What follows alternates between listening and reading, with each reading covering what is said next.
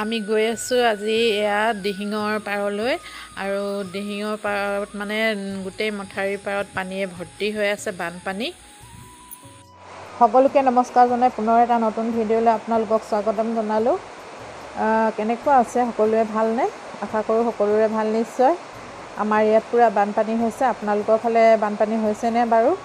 আমাৰ ইয়াত চাৰিওফালে পানীয়ে পানী কেৱল, আৰু গোটেই অসমতে বানপানী বুলি ক'ব পাৰি। তাকে আপোনালোকৰ লগত শ্বেয়াৰ কৰিবলৈ ল'লোঁ আজিৰ ভিডিঅ'টোত। শেষলৈকে চাব আমাৰ জেগাবোৰ কেনেকুৱা হৈ আছে। এইজোপা দেখিছেনে? আমাৰ ঘৰৰ আগত থকা কৃষ্ণচূড়া হয়, হালধীয়া ফুল। ৰাধাচূড়াই হয়নে কৃষ্ণচূড়া হয় মই ঠিককৈ নাজানো, মই কৃষ্ণচূড়া বুলিয়ে ভাবিছোঁ পাতখিনিৰ পৰা। আৰু এয়া গোটেই পখিলা পৰি থাকে ফুলজোপাত, খুব সুন্দৰ লাগে। আৰু আকাশখন দেখিছেনে কিমান পৰিষ্কাৰ। আজি মুকলি কৰিছে বতৰটো, এয়া ৰাতিপুৱাখিনি সময় আৰু গোটেই দিনটো বৰ ৰ'দেই দিব চাগে আজি। আৰু এয়া পানী কালি একেবাৰে কম আছিলে, কিন্তু আজি আমাৰ ইয়াত পানী পূৰা ভৰ্তি হৈ গৈছে। এয়া দেখিছেনে গোটেই এয়া পানী সোমাই আহিলেই ৰাতিটোৰ ভিতৰতে বহুতখিনি পানী হৈ গ'ল। আমাৰ ৰাস্তাটোৰ ইটো পাৰে হয়, কিন্তু আমাৰ পাৰলৈ ইমান পানী হোৱাই নাই বুলি ক'ব পাৰি। কিন্তু ইটো পাৰত পূৰা পানী হৈছে, কাৰণ চেঁচা নদীখন সিফালৰ পৰা আহিছে, বাঢ়ি আহিছে যেতিয়া এই চেঁচা নদীয়েদি সোমাই আহিছে পানীবোৰ। দেখিছেনে ঘৰ একেবাৰে কিনাৰে কিনাৰে হৈ আছে পানী, গোটেই বুৰি। এইটো হ'ল BSNL টাৱাৰ, আমাৰ ঘৰৰ একেবাৰে কিনাৰতে আছে। কিন্তু আজি 2-3 দিনতকৈ বেছি হৈ গ'ল। ইয়াৰ কোনো নেটৱৰ্কো পোৱা নাই, আমি একো ফোনৰ ব্যৱস্থাও নাই, কানেকশ্যনো নাই, আৰু একো চাবও পোৱা নাই, কাৰণ এইটো বেয়া হৈ আছে আৰু ভাল কৰাৰ ব্যৱস্থাই কৰা নাই। আৰু এইপিনে চাৰিওফালে বানপানী, একো খা খবৰো ল'ব পৰা নাই, চাবও পৰা নাই, বহুত অসুবিধা হৈছে। কিন্তু আমাৰ নিজৰ ঘৰৰ চোতত আহি অকণমান বেলেগ ঠাইৰ পৰা অহা যি নেটৱৰ্ক তাৰে কভাৰ কৰিছেনে তেনে এয়া ভিডিঅ'বিলাক আপলোড কৰিছোঁ। আৰু এয়া দেখিছেনে এয়া ফিল্ডতে কেনেকৈ পানী হৈছে ইমানকৈ। আৰু এয়া এইখন জাল পাতিছে, এয়া ফাঁচি জাল পাতিছে আৰু মাছ লাগিছে, আৰু বৰ বেছিকৈও লগা নাই। এয়া পাতিয়ে থাকে সকলোৱে, যোনে য'তে পায় ততে পাতে, এনেকৈ মাছ ধৰে, মাছ ধৰাবিলাকে মাছ ধৰি আছে এনেকৈ এই ফিল্ডতে। এয়া চেঁচা নদীৰ পানী এইফালেদি সোমাই আহিছে, সেইটো কাৰণে এইটো পাৰ বেছি সোনকালে বুৰিছে, আমাৰ পাৰলৈ অহা নাই অৱশ্যে এতিয়াও। এয়া দেখিছেনে মাছটো ওপৰতে কেনেকৈ ওলাই আছে। আৰু এয়া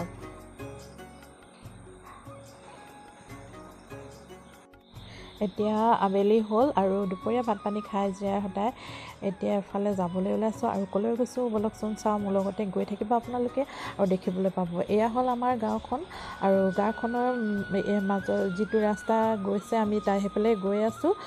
চেঁচা নদী, এয়া আমাৰ গাঁৱৰ যিখন মাজেদি গৈছে চেঁচা নদীখন। এয়া দেখিছেনে কিমান পানী হৈছে, এয়া চাই যাওকচোন কেনেকুৱাকৈ পানী বাঢ়ি আহিছে। আৰু ৰাস্তাটো এডোখৰ অকণমান বাগৰি গৈছে আমাৰ ইটো পাৰৰ পৰা সিটো পাৰলৈ। আৰু এয়া নদীত জালো পতা আছে, এনেকৈ ডাঙৰ জাল এখন পাতি থৈছে, আৰু ইয়াতে মাছ চাছ ধৰিছে। আৰু এইবিলাক ঘৰবিলাকো বুৰি গৈছে দেখিছেনে। আৰু এয়া হ'ল আমাৰ গাঁৱৰ নামঘৰ, নামঘৰটোতো এনেকৈ সোমাই গৈছে পানী অলপকৈ। আৰু এয়া চাওক এইটো ৰাস্তাটোত কেনেকৈ পানী হৈছে, গোটেই পানীৰে বুৰি আছে। এইটো হ'ল আমাৰ মেইন ৰাস্তা যিটো গাঁৱলৈ যায়, আৰু গৈ থাকোঁ ব'লকচোন। আৰু এতিয়া আমি আমাৰ গাঁওখন পাৰ হৈ আহিলোঁ, আৰু অন্য এখন গাঁৱৰ মাজেদি আহি আছোঁ। একেটাই ৰাস্তা, আৰু গাঁওকেইখনহে বেলেগ বেলেগ, একেবাৰে ওচৰতে ওচৰ চুবুৰীয়া গাঁৱেই হয়, আৰু একেখিনি মানুহে আমি। আৰু এইটো ৰাস্তাৰে আমি এতিয়া এয়া দিহিঙৰ যিটো মথাউৰি নতুনকৈ বনাইছে তালৈ বুলি গৈ আছোঁ, আৰু আপোনালোককো দেখাই আছোঁ, আপোনালোকে চাই যাব কেনেকুৱা বান পৰিস্থিতি বৰ্তমান আমাৰ ইয়াত।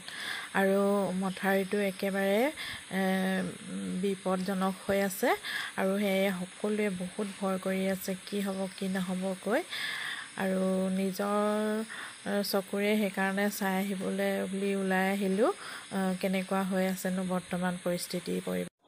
আৰু এতিয়া বৰ্তমান আহি আমি মথাউৰিৰ ওপৰত উঠিলোহি, আৰু এয়া মথাউৰি পাৰত দেখিছেনে এই পাৰে কিমান পানী হৈছে এইফালে আছে দিহিংখন আৰু এইবোৰ নাওবিলাক চবেই এয়া ব্যৱস্থা কৰি থৈছে ইপাৰ সিপাৰ হ'বৰ কাৰণে আৰু এয়া ডাৱৰখিনি দেখিছে কেনেকুৱা ক'লা কৰি আনিছে নহয় একদম গোটেইখন আন্ধাৰ মুন্ধাৰ কৰি আছে বৰষুণ দিওঁ নিচিনা কৰিছে অৱশ্যে বৰষুণ দিয়া নাই এনেকুৱাই কৰি আছে বতৰটো আৰু এয়া মথাউৰিৰ ওপৰেদি আমি গৈ আছোঁ চাই যিমান দূৰ পাওঁ সিমান দূৰলৈকে গৈ আছোঁ আৰু এয়া দেখিছেনে ইহঁতৰ গাঁওখন এই পানীত একেবাৰে বুৰি গ'ল আৰু এয়া ৰেচন পাতি আনিছে আনি এনেকৈ এয়া গৈছে নাৱত উঠি এতিয়া যাব ঘৰলৈ ঘৰবিলাক একেবাৰে বুৰি অৱস্থা নাইকিয়া হৈ আছে এখনো গাঁও হয় এখন নদীৰ মাজত আছে গাঁওখন সেই এয়া দেখিছেনে আৰু এয়া দেখিছেনে গোটেইখন অথাই সাগৰ একেবাৰে পানী চাৰিওফালে দেখিলেই ভয় লগা হৈ আছে গোটেইখন জলমগ্ন হৈ আছে দেখিছেনে বাৰু এয়া এইবিলাক দেখিছেনে এইবোৰ গাঁও আছে এইফালে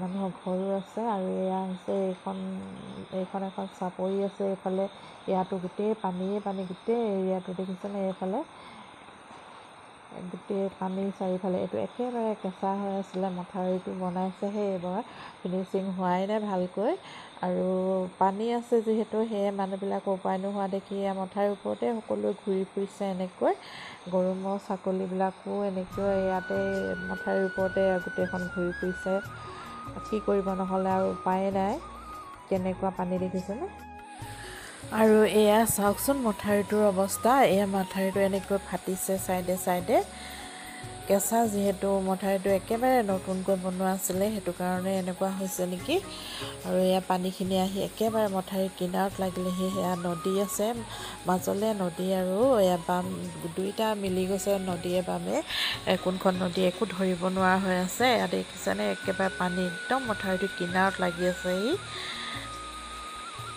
আৰু এইডোখৰ দেখিছেনে কেনেকৈ গঢ়া খহনীয়া নিচিনা খহি গৈছে ফাটি এয়া দেখিছেনে কিমান ডাঙৰ ফাট মেলি গৈছে আৰু এয়া খহি গৈ আছে আৰু এইখন এখন গাঁও সেয়া দেখিছেনে নদীৰ পাৰত গাঁওখন গোটেই ঘৰবোৰ বুৰি অৱস্থা নাইকিয়া হৈ আছে আৰু দূৰৰ পৰা যদিও মই অকণমান জুম কৰিয়ে দেখাই দিছোঁ আপোনালোকক আৰু ওচৰলৈতো যাব নোৱাৰিয়েই আৰু নাৱতহে অহা যোৱা কৰিছে মানুহবিলাক দেখিলে আৰু এয়া দেখিছেনে গৰুবিলাক কেনেকৈ বান্ধি থৈছে মথাউৰিৰ ওপৰতে যিহেতু পানী হৈ গ'ল সেইকাৰণে ঘৰ ৰাখিবলৈ ব্যৱস্থা নাই আৰু নোৱাৰেও সেইকাৰণে এনেকৈয়ে ইয়াতে চালি অকণমান দি এনেকৈ গৰুবিলাক বান্ধি থৈছে আৰু দানা খেৰ অলপ দিয়া আছে আৰু এয়া ইমান ধুনীয়াকৈ কচুবোৰ ওলাই আছে বহুত দীঘল কচুলতি আৰু সিহঁতি দেখি কচুলতি ৰখিবই নোৱাৰিলে আৰু ইহঁতকেইজনীয়ে এয়া কচুলতি বুটলিছে খুব ধুনীয়াকৈ ওলাই আছে ডাঙৰকৈ যি হ'লেও যি নহ'লেও মানুহেতো খাবই লাগিব পানী হ'লেও যি হ'লেও সেই এয়া বনৰীয়া কচু বুটলিছে গোটেইকেইজন আৰু এয়া দেখিছেনে নাৱৰে সাৰথি কৰি এয়া ইপাৰ সিপাৰ হৈছে আৰু নাৱতেই বস্তু বাহানি লৈ গৈছে খাবলৈও পানী নাইকিয়া হয় এনেকুৱা বানপানী হ'লে আৰু সেয়ে অন্য জেগাৰ পৰা এয়া পানীও লৈ যোৱা হয় খাবৰ কাৰণে আৰু ইপিনেতো আছেই শৌচ পেচাব কৰিবলৈও জেগা নাইকিয়া হৈ যায় আমিও এনেকৈ বহুত পাই আহিছোঁ বানপানী আগতেতো প্ৰত্যেক বছৰে বানপানী আহে অৱশ্যে চৰকাৰে ৰিং বান্ধ আৰু মথাউৰি বনাই দিয়াৰ পৰা অলপ কমতি হৈছিলে বানপানী অহা নাছিলে এইবছৰ আকৌ আহিছে পানী আজি প্ৰায় 3-4 বছৰমানৰ মূৰত পানী হৈছে এয়া বহুত ডাঙৰ পানী হৈছে এবাৰ আৰু মথাউৰিটো যিহেতু নতুনকৈ বনোৱা সেইটো কাৰণে অকণমান ভয় হৈ আছে আৰু আগলৈ বহুত পোং ওলাইছে মথাউৰিটোত সেয়া অৱশ্যে আমি যোৱা নাই সেইডোখৰলৈ এইটো এটা বেলেগ এফালে আহিলোঁ আৰু এইয়া দূৰত ঘৰবিলাক দেখিছেনে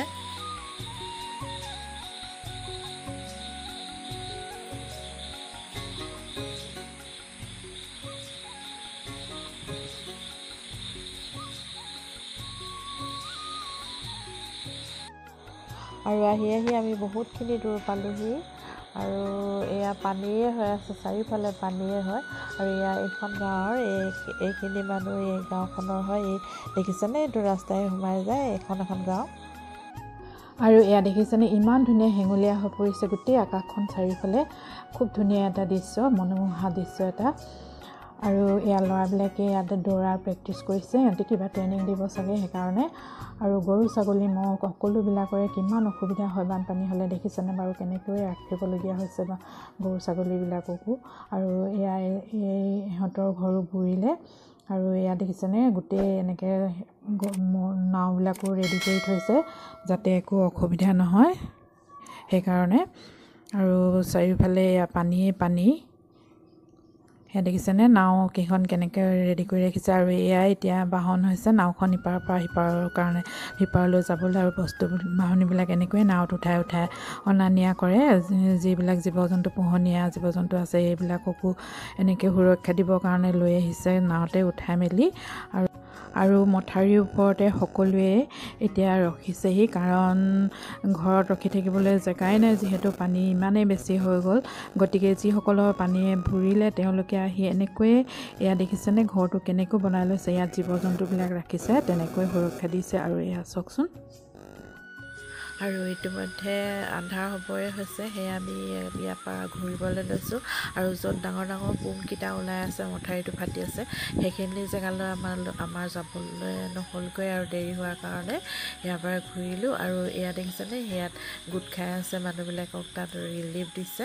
আৰু কিছুমান এয়া ট্ৰেক্টৰত এয়া মাটি বালি ভৰাই আছে, যিকেইটা ডাঙৰ ডাঙৰ পোং ওলাইছে তাত দিবৰ কাৰণে, নহ'লেতো মথাউৰিটো ভাগি যাব পাৰে, ভাগি যোৱাৰ সম্ভাৱনা আছে সেইটো কাৰণে। আৰু এয়া চাওক সিহঁতিখিনি ইয়াতে ৰাস্তাতে ৰখি আছে আৰু এনেই ধেমালি কৰি আছে। আৰু ইতিমধ্যে লাহে লাহে আকৌ আকাশখন ক'লা হৈ আহিছে, ডাৱৰে আৱৰি ধৰিছে, হয়তো ৰাতিলৈ বৰষুণ দিব।